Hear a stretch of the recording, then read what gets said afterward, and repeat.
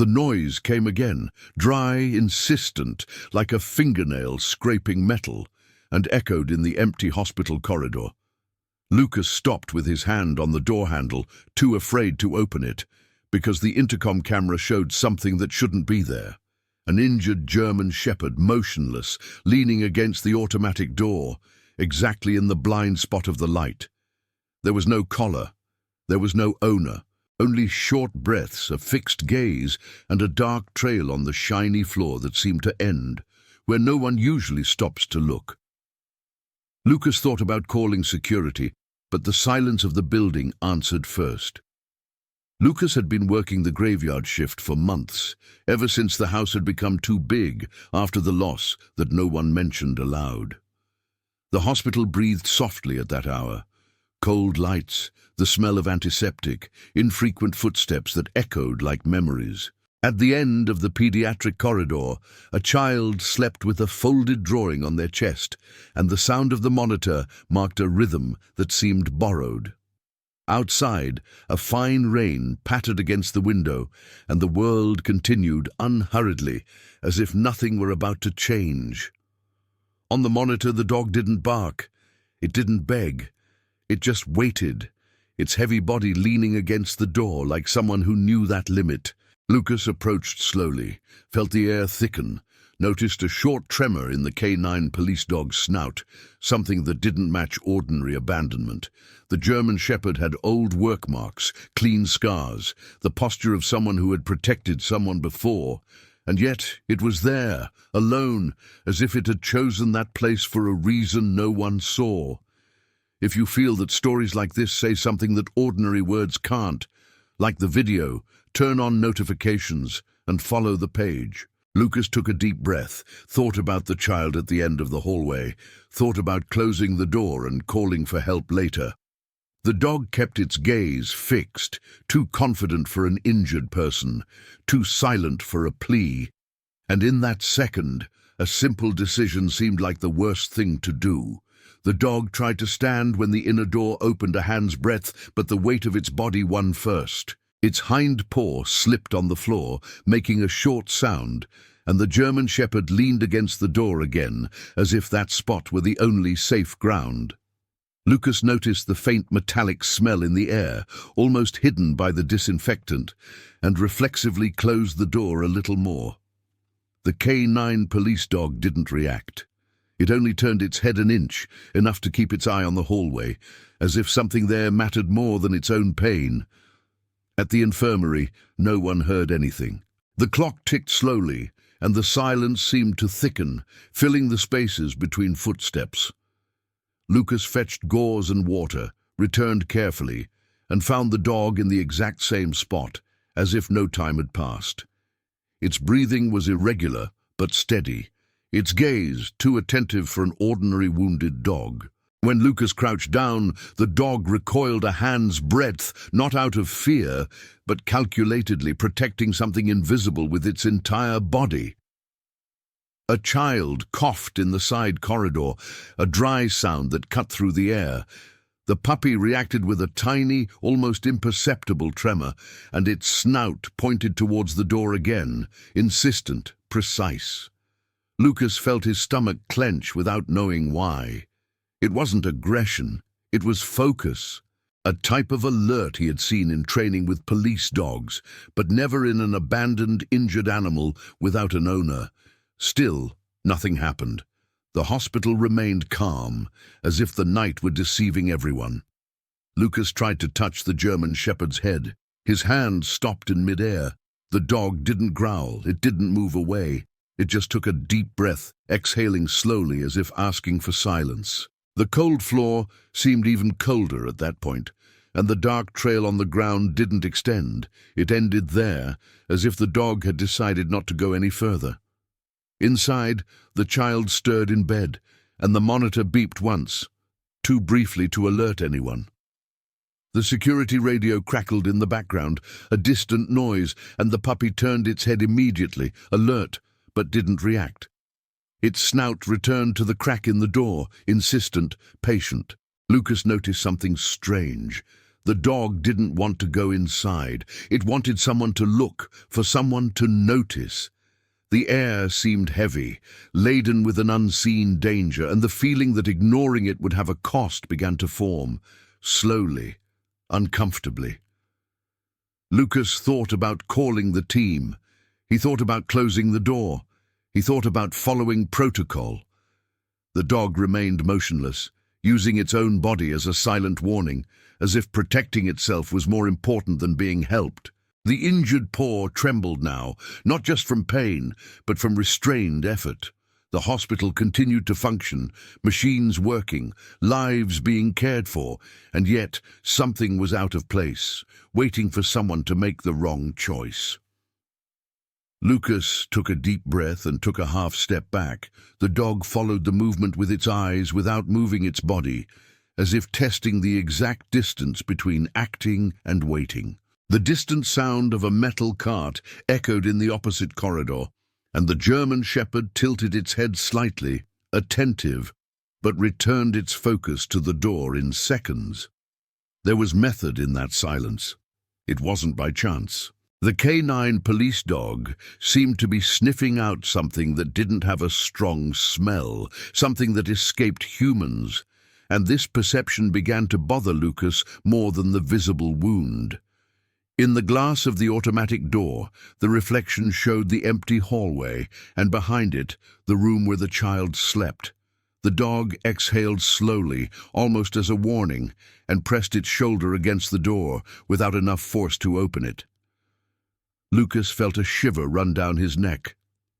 The metallic smell returned, clearer now, mixed with something electric, difficult to name. He looked at the ceiling, at the cameras, at the sensors, and had the unsettling feeling that everyone was watching, except the one who needed to be watching. A nurse hurried past in the distance, seeing nothing. The dog didn't try to get attention. It didn't bark. It didn't move. It just stayed there, as if time were a tool in its favor. Lucas knelt again, noticing the effort in the animal's breathing, the rigid control of its wounded body. It wasn't despair. It was discipline. The kind of posture one learns protecting others, putting one's own suffering second, even when no one notices. The radio crackled again, this time closer, and the puppy reacted with a slight twitch of its ears, then returned to its original focus. Lucas realized the dog was creating an invisible boundary, a line that shouldn't be crossed without attention. The hallway seemed the same, but it wasn't. The air was different. The silence was no longer neutral. It was charged, and the feeling of danger ceased to be abstract and became personal, as if that decision would fall directly on him. Lucas thought about the child, about the broken routine, about the cost of making a mistake. The dog moved for the first time in minutes, dragging its body a few centimeters, just enough to better align its snout with the crack in the door. A minimal, calculated gesture that said more than any bark. The dark trail on the floor seemed to point to that specific spot, and ignoring it began to seem less safe than acting. He reached out again, slowly, and this time touched the German shepherd's neck. The dog accepted the contact for a second, and then turned its face toward the door, insistent, almost stubborn. There was no cry for help there. There was a warning.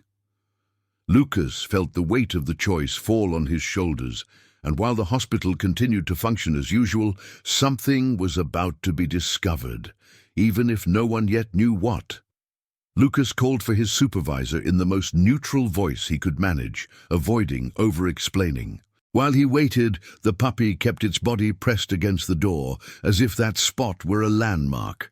The injury to its paw looked worse in the direct light, but the canine police dog ignored its own discomfort to maintain a fixed gaze. A cart passed by, someone chuckled softly in the distance, and the hospital remained active. Yet the silence there had a certain density. Lucas realized that if he was wrong, he would waste time. If he was right, he would lose something greater by not acting. The supervisor arrived, took a quick look, and classified it as likely abandonment. He suggested calling security, removing the animal, and cleaning the hallway. The puppy didn't react to the new presence.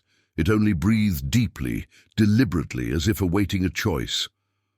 Lucas tried to explain the metallic smell, the restrained behavior, the insistence on that specific spot. The words sounded fragile when spoken aloud. Doubt grew.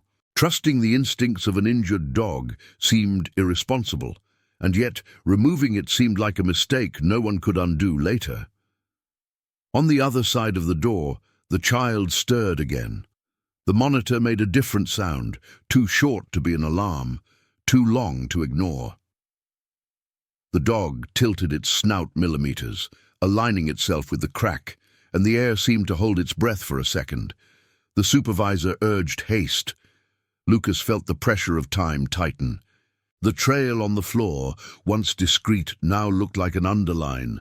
Nothing screamed danger, nothing explained the urgency, and that made the decision even heavier. Security was alerted. Footsteps approached. The dog sensed them before anyone else, not with agitation, but with a sudden stiffening of its body, as if holding something about to fall. Lucas instinctively placed himself between the dog and the men, a small, almost automatic gesture. The supervisor frowned. It wasn't protocol. It wasn't logical, but retreating at that moment felt wrong, like turning away when something demands attention without words. When the security guards reached out to pull the dog away, he didn't resist. He only pressed his shoulder harder against the door, insistent, silent, turning his own body into a warning. Lucas felt his heart race. If it were just fear, the dog would have retreated. If it were pain, he would have given in. But there was intention there, calm, firm, loyal. And trusting in that meant disobeying orders, delaying procedures, and betting that an animal saw something that humans didn't yet see. Lucas asked for 2 minutes. Just 2. The supervisor crossed her arms, visibly annoyed, and gave her permission with a short nod, as if waiting to prove a point. The dog remained motionless, using its body as a boundary, and its shallow breathing betrayed the continuous effort. The metallic smell returned more strongly as Lucas approached the door, mixed with the cold odor of the hallway. Nothing seemed broken, nothing seemed out of place, and yet the air remained heavy, as if something were hidden in plain sight. He opened the door just enough to peek inside. The dog immediately tilted its snout, alert, and Lucas felt a chill as he noticed an almost imperceptible sound coming from the wall. An irregular hum, too low to trigger an alarm. It wasn't constant.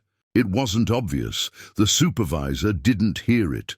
The security guards exchanged glances. Lucas closed the door again, his heart pounding, and had the feeling that that detail shouldn't be there.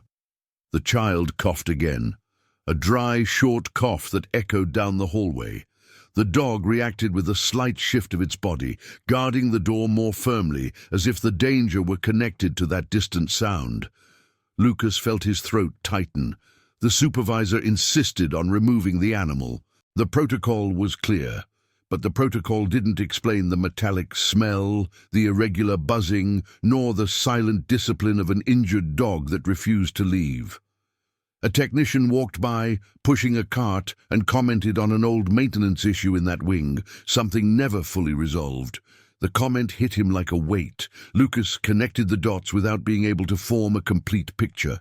The dog didn't react to the technician, but remained focused on the door, true to its own reading of the surroundings. Silence fell again, and the feeling that time was running out began to become unbearable. Lucas looked at the supervisor and made a decision that didn't seem safe, but felt necessary.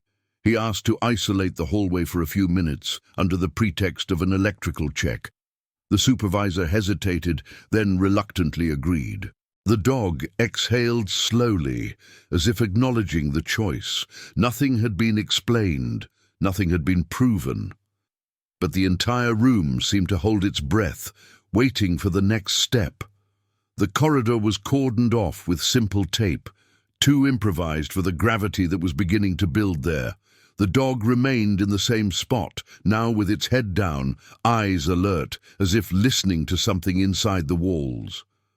Lucas felt the silence change in quality, less neutral, more tense. The child in the room turned in bed, breathing rapidly, and the monitor responded with an irregular rhythm that didn't trigger alarms, but was unsettling.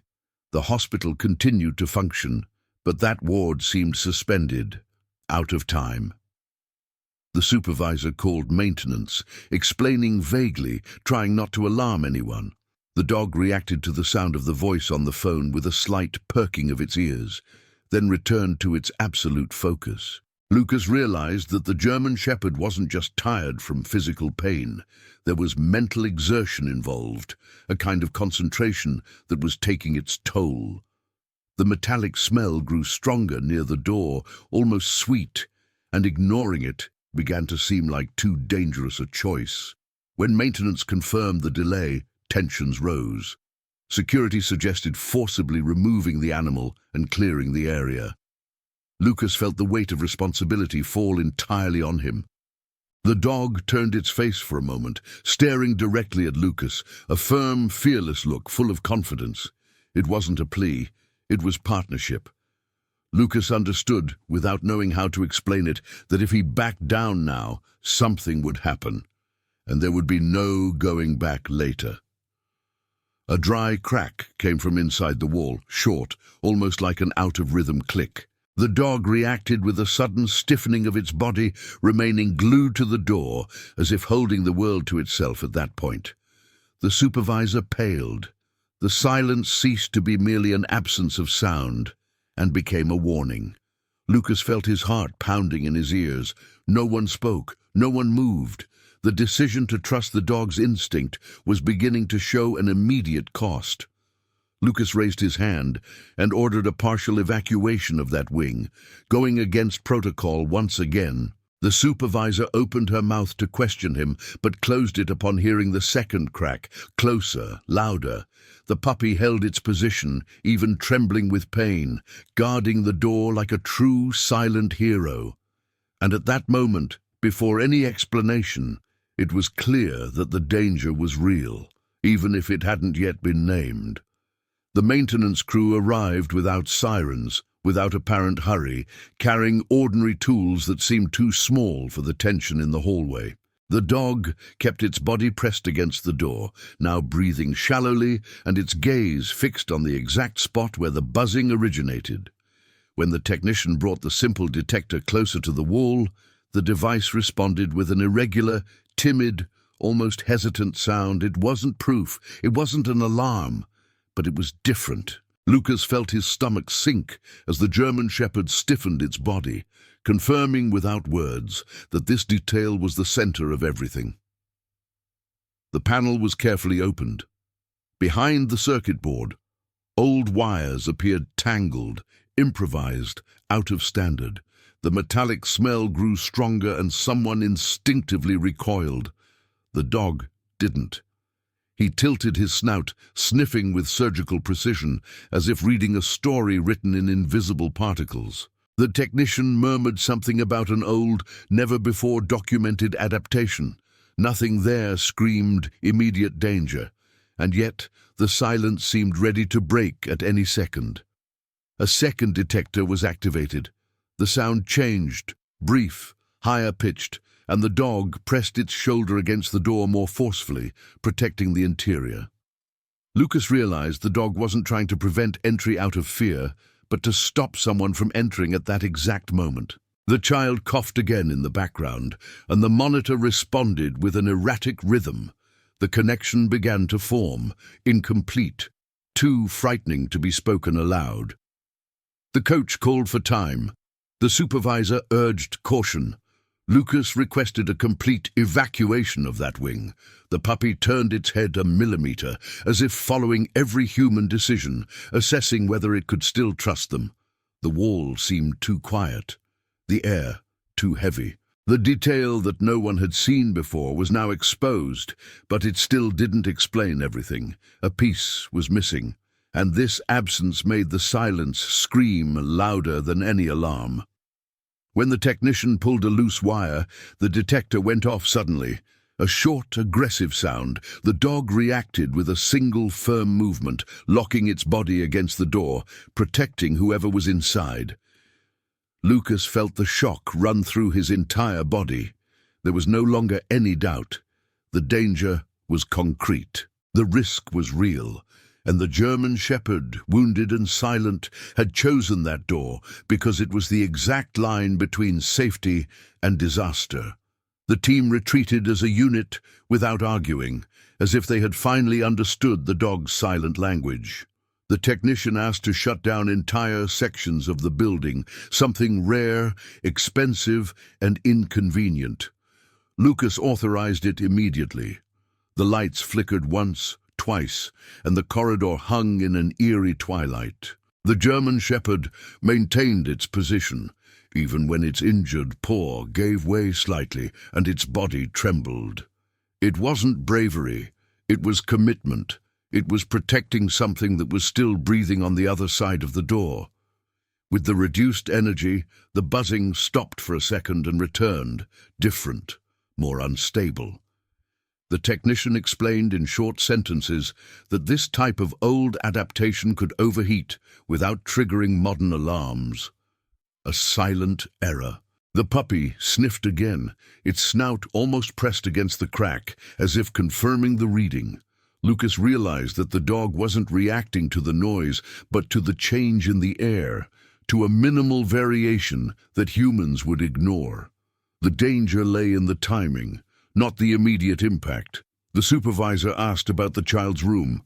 The technician hesitated before answering. He said that wall was shared with the makeshift line, a detail too small for old reports, too big to ignore now. The dog moved a few centimeters, aligning its body with the door, creating a clear barrier. Lucas felt his chest tighten. It wasn't about the hallway. It was about who was on the other side, and the margin for error was gone. The evacuation sped up. Carts, quick steps, low voices. The dog didn't try to follow anyone.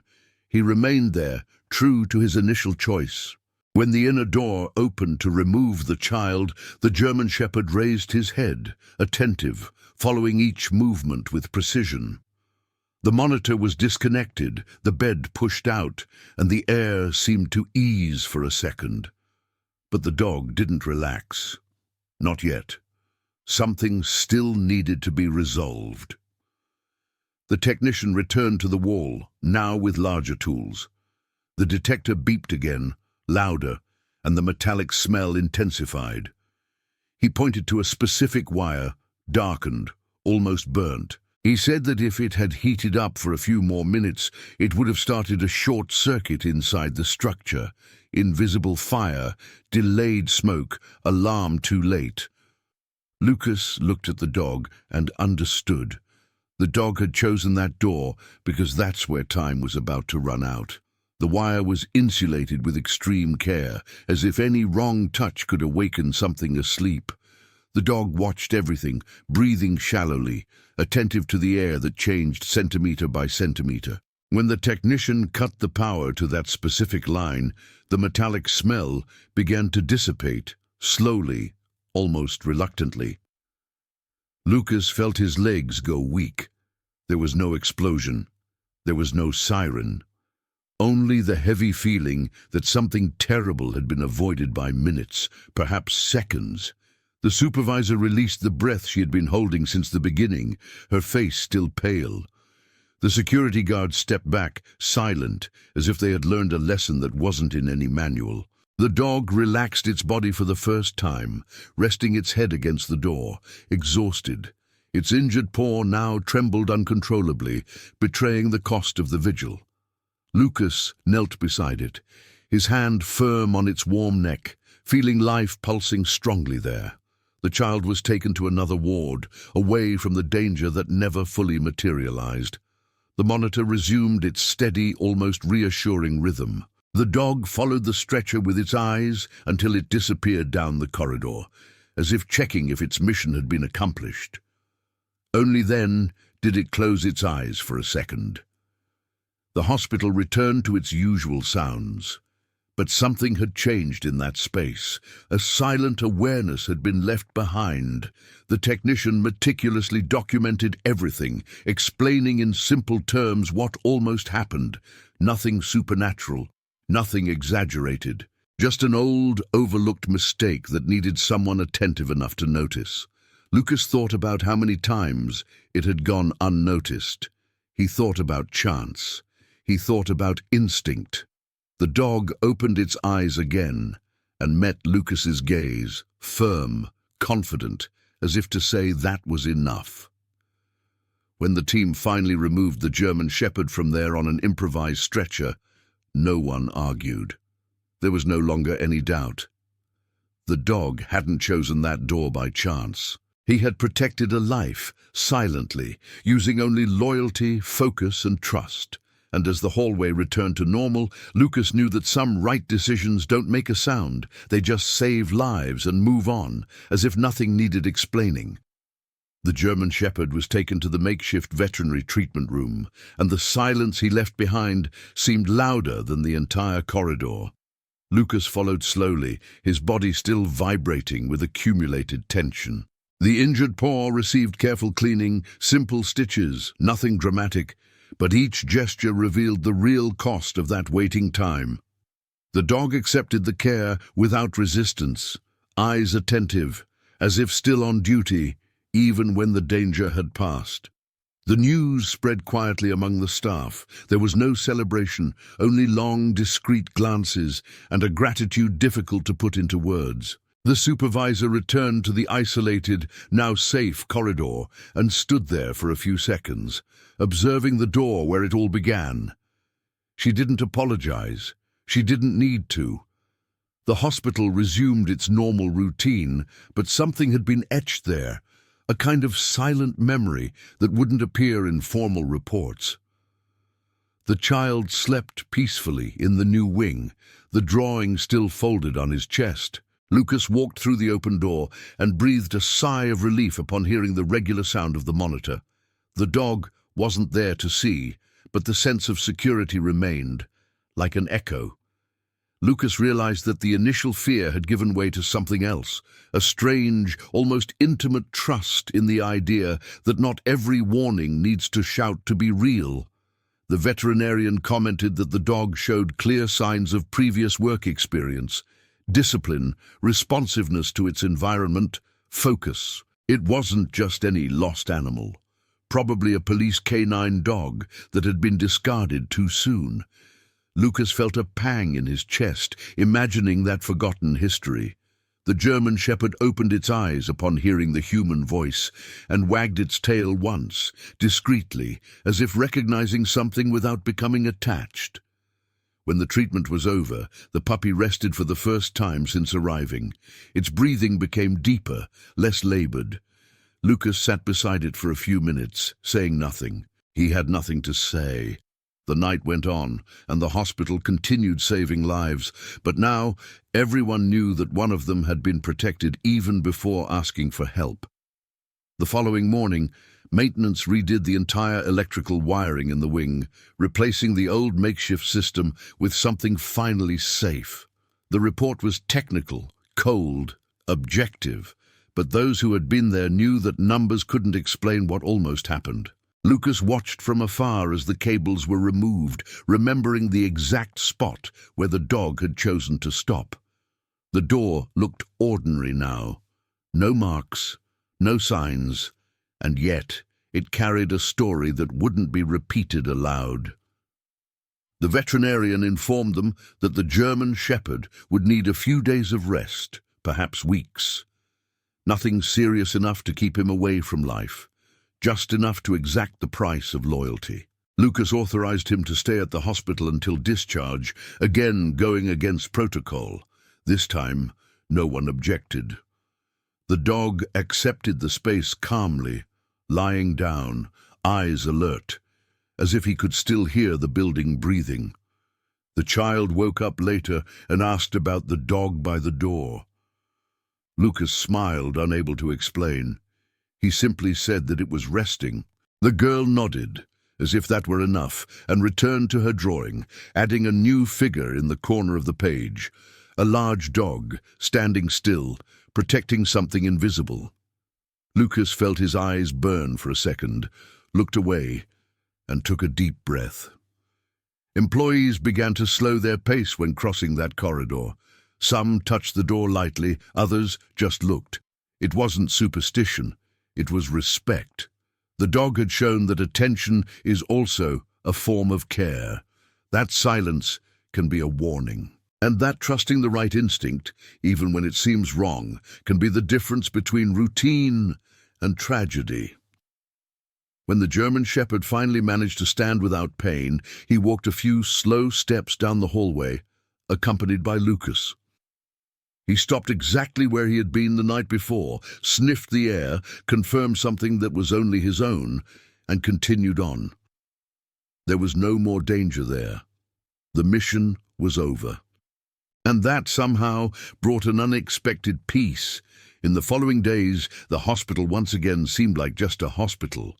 Doors opening, stretchers passing by, voices crossing paths. Even so, Lucas felt that something had changed within him. Every small decision gained weight. Every silence began to demand attention. The dog rested near the administrative office, observed from afar, without fanfare. He wasn't seeking affection. He wasn't seeking reward. He was simply there, present, as if still watching over the space with the same discreet vigilance. The supervisor spoke to Lucas again, this time without rushing.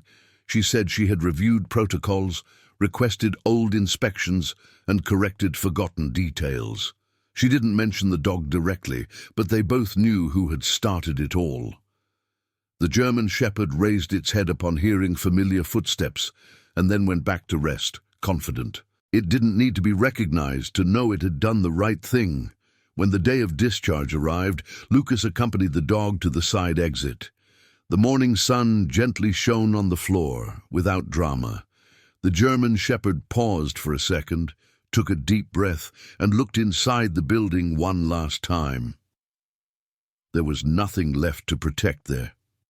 The mission had been accomplished. Lucas felt a lump in his throat, not of sadness, but of something close to silent gratitude. The dog was taken to a rehabilitation center where it would receive rest, care, and a new chance. Before getting into the car, it turned its head and looked at Lucas for a moment, a firm, calm gaze, without excessive attachment. It didn't promise anything back. It didn't ask for anything. It simply acknowledged. Lucas realized that some connections don't need to last to be eternal. As the car drove away, the hospital resumed its usual routine. But that door would never again be just a door. It would remind anyone who listened that attention saves lives, that trust protects, and that heroes don't always arrive with a bang. Some simply choose the right place to stop and change everything in silence. The injured dog didn't save the day with strength, but with loyalty. He didn't explain the danger. He trusted that someone would sense it. Sometimes courage means staying, and trust, listening to those who don't know how to speak. If this story touched you, leave a comment. Little Paw in the comments.